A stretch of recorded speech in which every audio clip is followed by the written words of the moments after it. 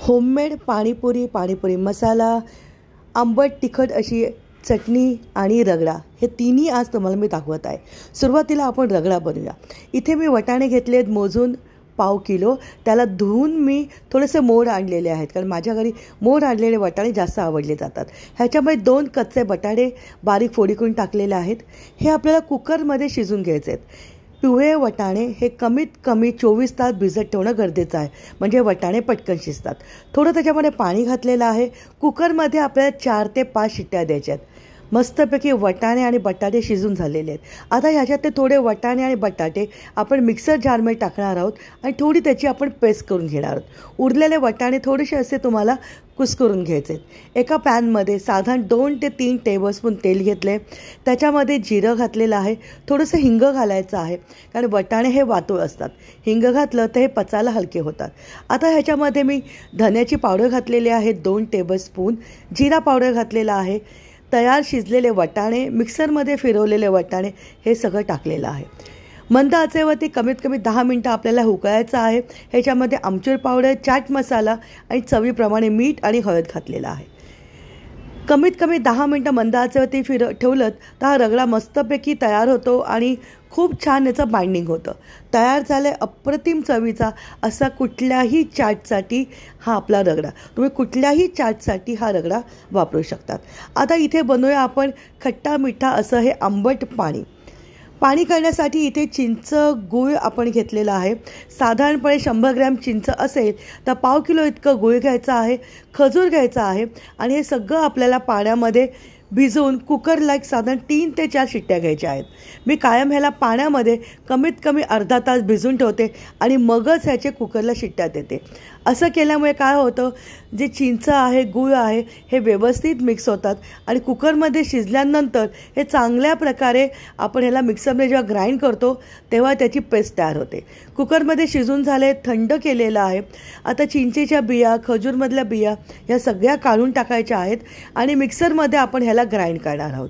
Grind करून झाल्यानंतर आपल्याला हे जे तयार झालेलं मिश्रण आहे हे गाळून घेणं गरजेचं आहे, कारण चिंचेमध्ये खूप रेषा असतात, खाताना ह्या तोंडाखाली येतात, त्याच्यामुळे हे गाळून घेणं गरजेचं आहे। आता तयार झालेला हे चिंचेच्या पाण्यामध्ये अंदाजे अर्धा लिटर पाणी घालायचं आहे। पाण्याचं प्रमाण हे तुम्ही कमी जास्त करू शकतात। तयार झालेली ही चटणी फ्रीझरमध्ये 6 महिने आहे तशी राहते आणि नॉर्मल फ्रीजमध्ये 1 ते 2 महिने सहज राहते। बघा, खूप अशा चिंचेच्या रेषा असतात, त्याच्यामुळे गाळून घेणं हे खूप जास्त गरजेचं आहे। आता हे सगळं तयार झालेलं जे पाणी होतं हे परत एका पॅनमध्ये घ्यायचं आहे। ह्याच्यामध्ये आपल्याला चवीप्रमाणे मीठ घालायचं आहे, लाल मिरची पावडर घातलेली आहे, धन्याची पावडर घातलेली आहे, जिरा पावडर घातलेला आहे, थोडासा चाट मसाला टाकलेला आहे। जर तुम्हाला गरम मसाला आवडत असेल तर 1 टीस्पून गरम मसाला घातला तरी चालेल। हे सगळं आपल्याला थोडंसं घट्ट होईपर्यंत उकळून घ्यायचं आहे। ह्याच्यामध्ये मी 1 टेबलस्पून बडीशेपसुद्धा टाकली होती। तयार झाले अप्रतिम चवीचं असं आपलं हे चिंचेचं आंबट गोड पाणी। हे सुद्धा नॉर्मल फ्रीजमध्ये 2 ते 3 महिने सहज राहतं। थोडंसं घट्ट होईपर्यंत ह्याला उकळणं गरजेचं आहे। अप्रतिम चवीचं पाणी तर तयार झालेलं आहे। आता बनवूया आपण इथे दुसरं पाणी, ज्याचं नाव आहे पुदिन्याचं पाणी, किंवा इथे जे पाणीपुरीसाठी स्पेशल मसाला आणि पाणीपुरीचं पाणी।